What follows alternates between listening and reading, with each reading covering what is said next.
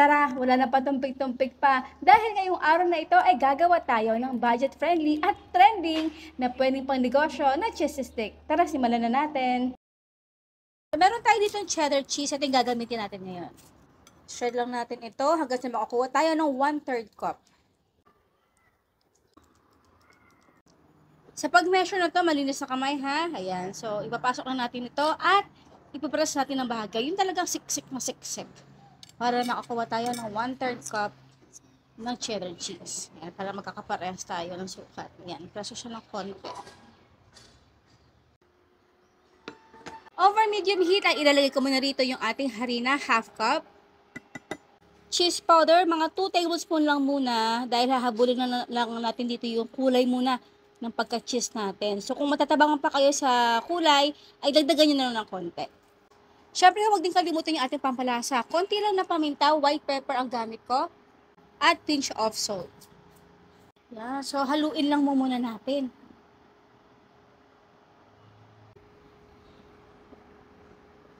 Then, dahan-dahan natin dito ilagay yung ating tubig. So, ito muna, 1/2 cup of water lang muna yung ating ilalagay. Gamit tayo ng whisk. At haluin ito.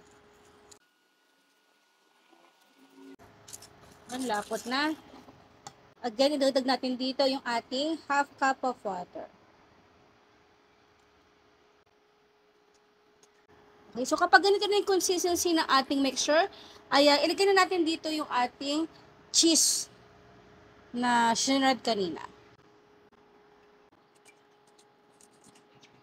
So ito guys ay lulutuin lang natin ito hanggang sa mag-thicken. At kapag nag-thicken na, ay ilalagay na natin yung ating butter. So kailangan talaga ay continuous yung ating paghahalo kasi naninikit ito talaga sa bottom ng ating pan. Guys, nga pala yung sa ating apoy, kailangan ay nasa medium-low heat lang tayo at hindi sa medium heat kasi napakadali talaga nitong maluto. So guys, yung ating kulay ay tama na para sa akin. So hindi na ako magdadagdag ng cheese powder or powdered cheese. Kaya ilalagay ko na rito yung ating last ingredient na butter. Unsalted butter yung ating nilagay na 2 tablespoon. So haluin lang natin yan at hintayin na mag-well blend yung ating ingredients. Nga pala, napatay ko na yung ating apoy kasi skillet naman yung ating ginamit at naka-infrared tayo. Kung kayo ay normal na stove, at kung kayo naman ay normal na stove na ginagamit, ay patayin nyo yan after 1 minute na nilagay nyo yung ating butter. Yan, okay. So, okay na to guys. Yung ganun ng consistency. Dahil kapag ito ay lamamig, ay magtitikan pa ito. At tamang-tama na ito para sa ating palaman mamaya. Okay, so hintayin lang natin ito lumamig.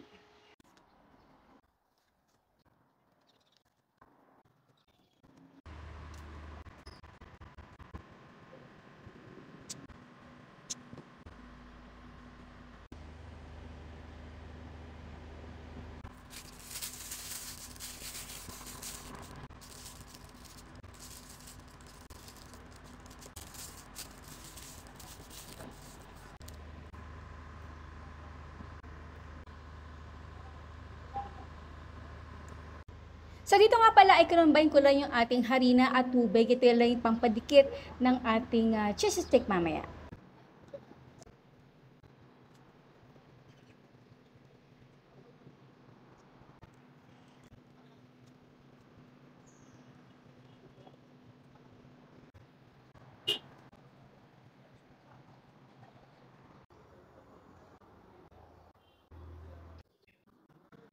So dito guys, nakagawa tayo ng eksaktong 44 pieces.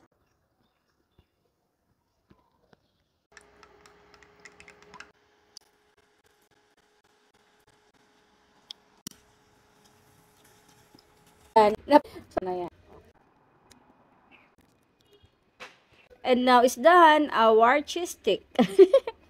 Budget friendly. Aba, syempre, bago tayo magtikiman portion, ang tanong ni Mama Shirley, ano yung pampakulay na ginamit natin dito sa ating budget friendly na cheese stick? Ang inyong sagot, syempre, sa comment box section. Kain po tayo. Okay. Hap. Lambot. Cam. Okay, be healthy and be happy. Bye.